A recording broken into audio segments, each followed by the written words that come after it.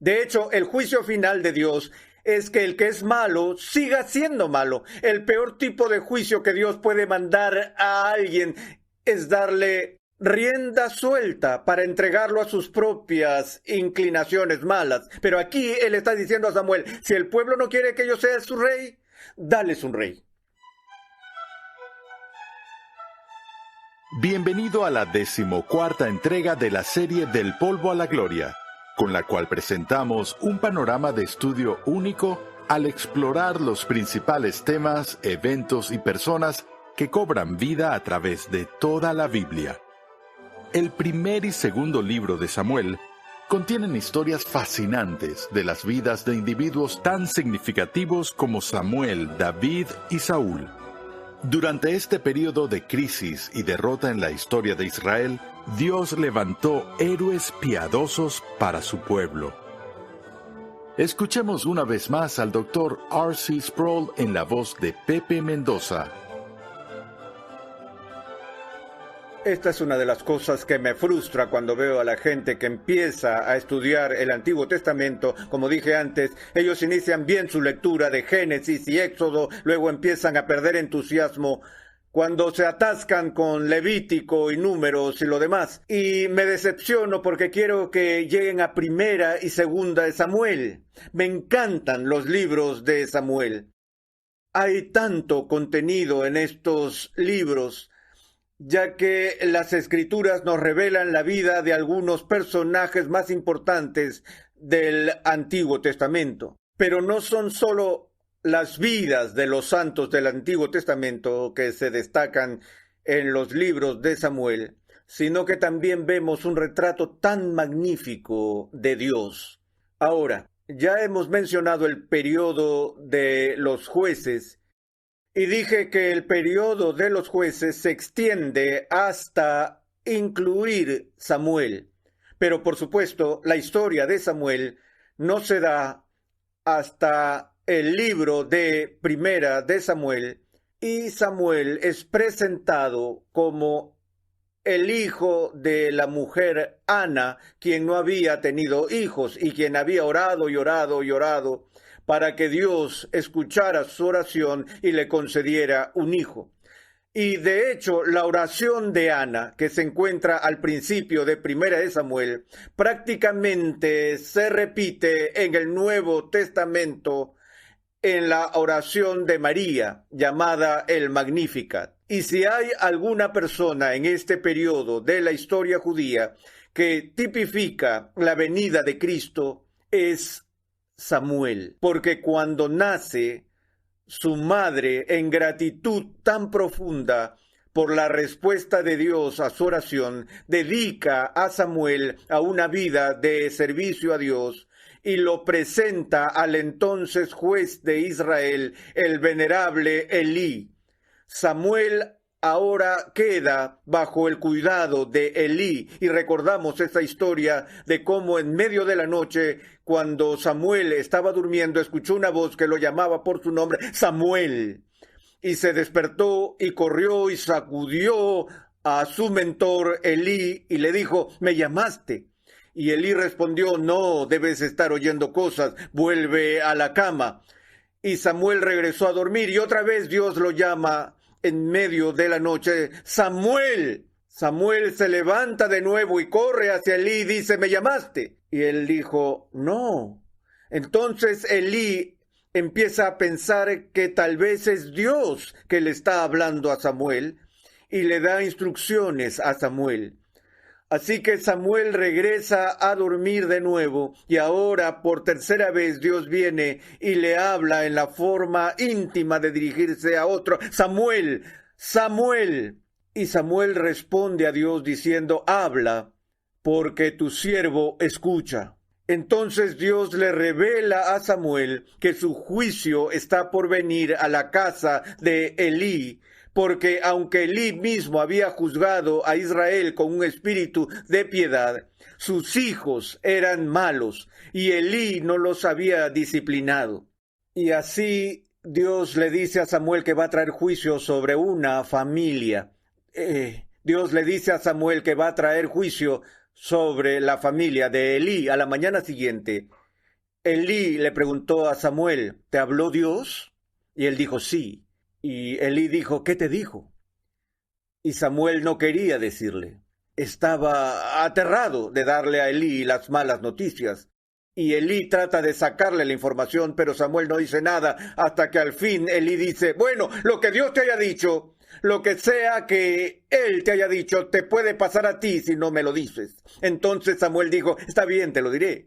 Y le dijo a Elí que Dios iba a juzgarlo a él y a su familia. Y una de las cosas más significativas de ese momento fue que cuando Elí escuchó la profecía de su propia condena y del juicio de Dios sobre su propia familia, miró a Samuel y dijo, el Señor es.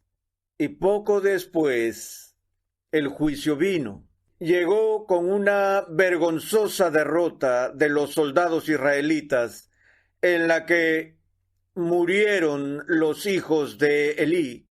Y cuando Elí recibió el informe de esto, cayó muerto, pero el momento más oscuro de Israel hasta este punto tuvo lugar en este contexto, porque en esa batalla el arca de la alianza, el trono de Dios mismo, fue capturado por los filisteos y fue llevado y puesto como un trofeo en el templo de Dagón, el dios filisteo. Y por supuesto, la nuera sobreviviente de Elí dio a luz a un niño ese día, y ella misma murió como resultado del esfuerzo para dar a luz, pero antes de morir llamó a su hijo Icabod o Ahicabod, que significa la gloria se ha ido, puesto que el trono de Jehová, el arca sagrada, había sido capturada y puesta en manos de sus enemigos acérrimos, los filisteos. La gloria se había apartado de Israel. Y es en ese contexto que Samuel emerge como el líder espiritual de la nación. Él tiene que asumir el papel que tenía Elí en un momento en que la fe y la esperanza nacional habían tocado fondo.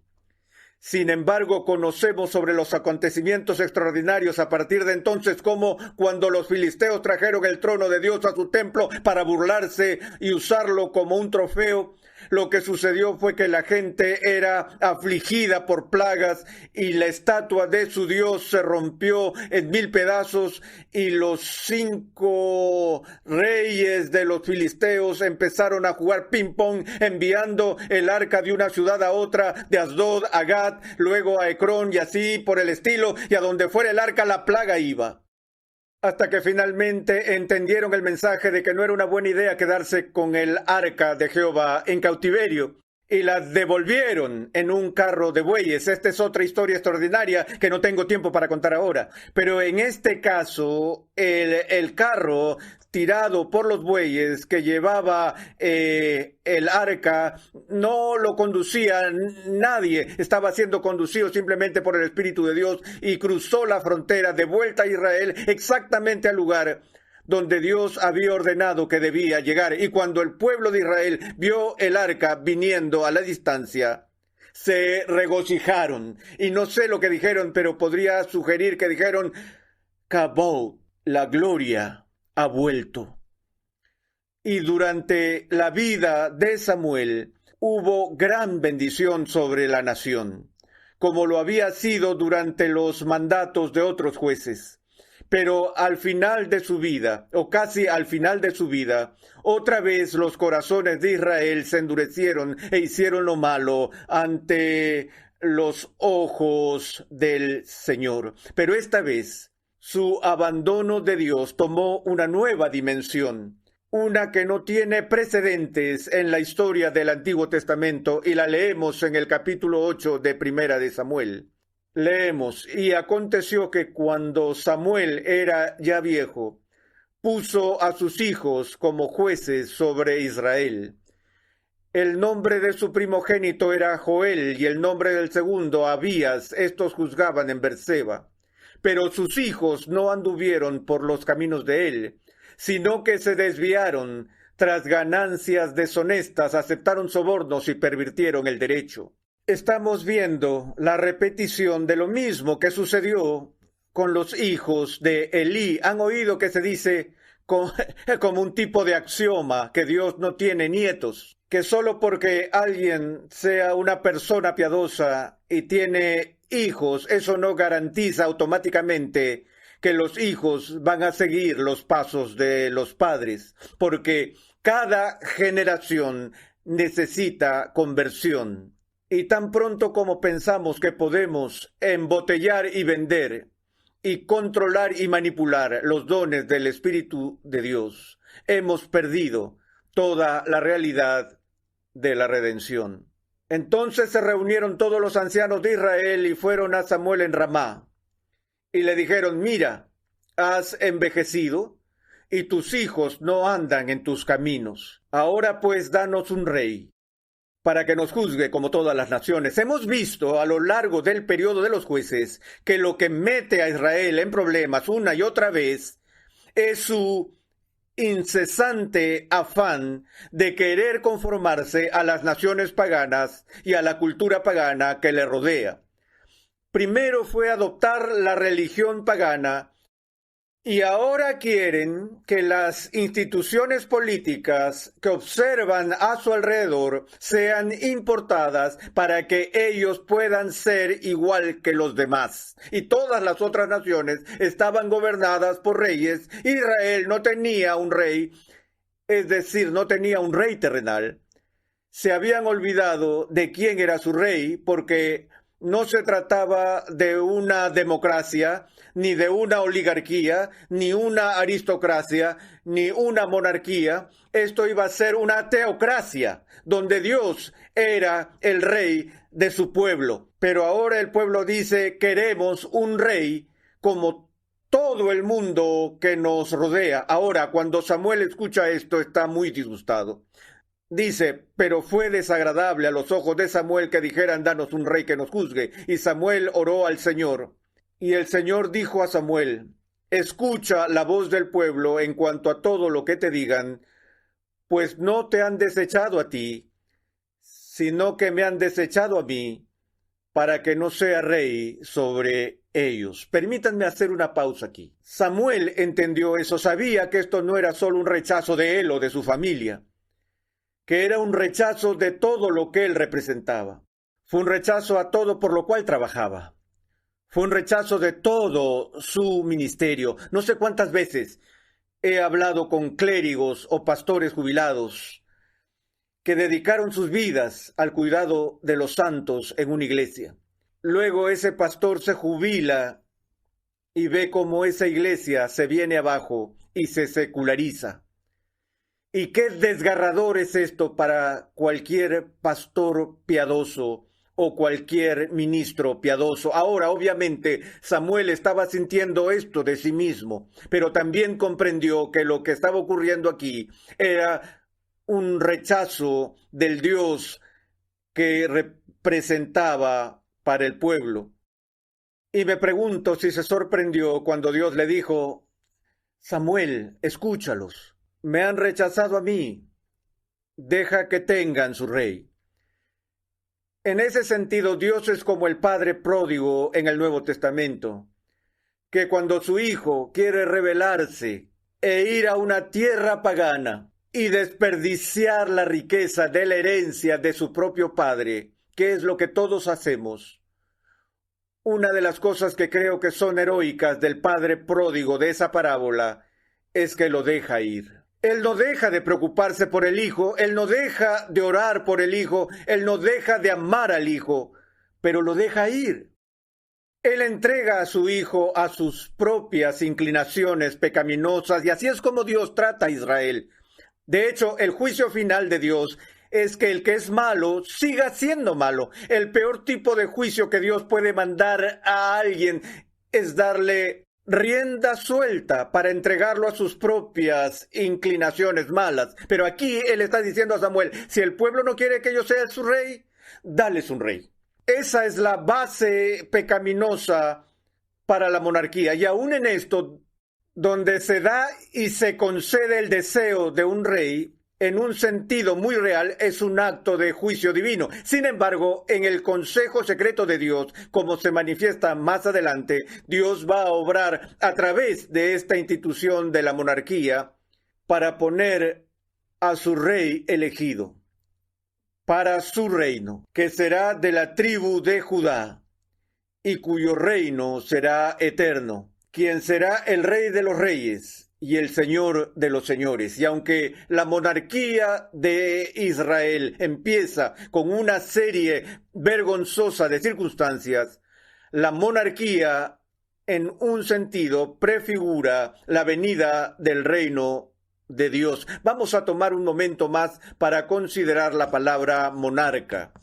Cuando iniciamos nuestro estudio, observamos el primer versículo de Génesis. En el principio creó Dios los cielos y la tierra. En la traducción griega para la palabra principio en Génesis 1 es la misma palabra que aparece en el primer capítulo del Evangelio de Juan, en arché, en el principio. La palabra griega arché significa principio, jefe o gobernante. Y la palabra arque, como se interpreta en el sentido de jefe, el preeminente, llega a nuestro propio idioma. Hablamos de los enemigos y los archienemigos, rivales y archirrivales, obispos, arzobispos, ángeles y arcángeles, herejes y heregiarcas o archerejes, que significa que son los principales, los grandes. Y la idea de la palabra monarquía significa un jefe, un gobernante, un soberano. Y la razón por la que este es un momento tan dramático en la historia judía es que hasta este punto solo había un gobernante para Israel, y era Dios. Y así Dios ve en este deseo por un monarca terrenal un intento de suplantar su reinado. Me han desechado a mí para que no sea rey sobre ellos, así como todas las obras que han hecho desde el día en que los saqué de Egipto hasta hoy, abandonándome y sirviendo a otros dioses. Así lo están haciendo contigo también. Ahora pues oye su voz. Sin embargo, les advertirá solemnemente y les hará saber el proceder del rey que reinará sobre ellos. Porque el inicio de la monarquía es el inicio de la corrupción radical de la nación judía. Entonces Samuel habló todas las palabras del Señor al pueblo que le había pedido rey y dijo, así será el proceder del rey que reinará sobre vosotros. Tomará a vuestros hijos, los pondrá a su servicio en sus carros y entre su gente de a caballo, y correrán delante de sus carros. Es decir, él va a planear la estrategia y va a reclutar a sus hijos y usarlos para el avance de sus conquistas. Nombrará para su servicio comandantes de 1000 y de 50 y a otros para labrar sus campos y recoger sus cosechas y hacer sus armas de guerra y pertrechos para sus carros. Ahora empezarán a trabajar para el Estado en vez de para ustedes. En lugar de comer lo que ustedes producen, tendrán que utilizar el trabajo de su granja para alimentar al gobierno. Miren, eso es lo que va a pasar. Tomará también a vuestras hijas para perfumistas, cocineras y panaderas. Tomará lo mejor de vuestros campos, de vuestros viñedos y de vuestros olivares, y los dará a sus siervos. Tomará también vuestros siervos y vuestras siervas, vuestros mejores jóvenes y vuestros asnos, y los usará para su servicio. De vuestros rebaños tomará el diezmo, y vosotros mismos vendréis a ser sus siervos. Ese día clamaréis por causa de vuestro rey, a quien escogisteis para vosotros, pero el Señor nos responderá en ese día. No obstante, el pueblo rehusó oír la voz de Samuel y dijeron, no, sino que habrá rey sobre nosotros. a fin de que seamos como todas las naciones, para que nuestro rey nos juzgue, salga delante de nosotros y dirija nuestras batallas. Y así, después de esta solemne advertencia, Dios les dijo que un héroe saliente del pueblo, un hombre con grandes dotes de poder militar, un hombre de gran estatura, guapo y orgulloso, de la tribu de Benjamín. Esto debería haber sido un indicio, porque volviendo a la bendición patriarcal de Génesis, fue a la tribu de Judá que se le prometió el reino de Dios. El cetro no se apartará de Judá hasta que venga Silo. Otra vez, el cetro no se apartará de Judá hasta que venga Silo. Pero este hombre, quien es el primer rey de Israel, no es de la tribu de Judá, es de la tribu de Benjamín. Es muy curioso porque más tarde, unos siglos después, otro de la tribu de Benjamín, con el mismo nombre, llegó a ser muy importante en la historia de la redención, porque ambos hombres fueron llamados Saúl, el rey Saúl y Saúl Saulo de Tarso. El primer Saúl termina en desgracia, el segundo Saúl llega a ser el apóstol a los gentiles. Entonces Saúl es ungido por Samuel como el primer rey de Israel.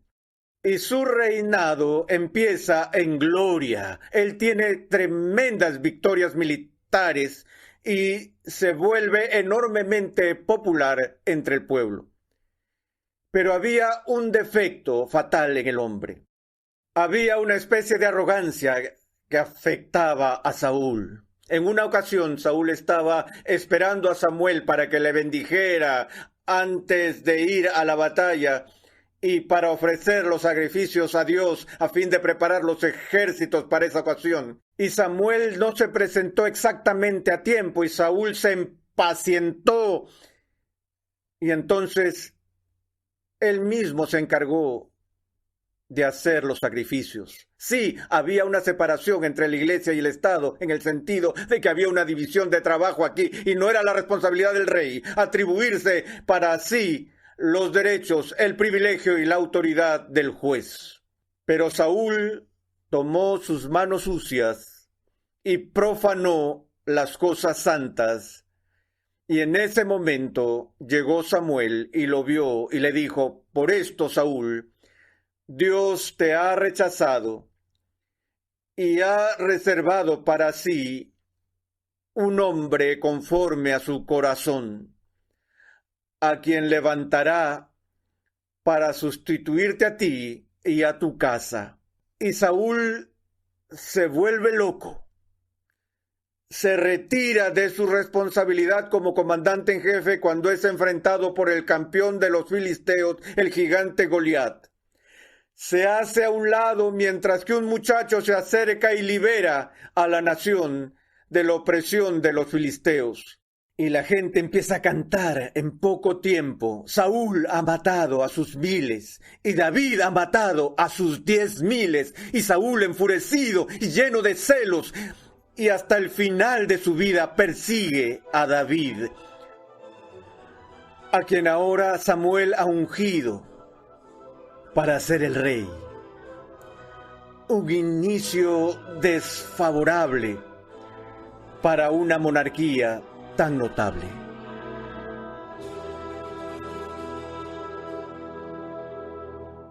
Dios se afligió cuando su pueblo rechazó de nuevo su gobierno y buscó un rey terrenal que gobernara sobre ellos.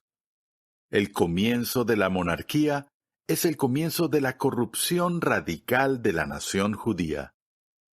Hoy hemos visto cómo la historia corrupta de la monarquía de Israel es la triste consecuencia de la rebelión de Israel contra su divino rey.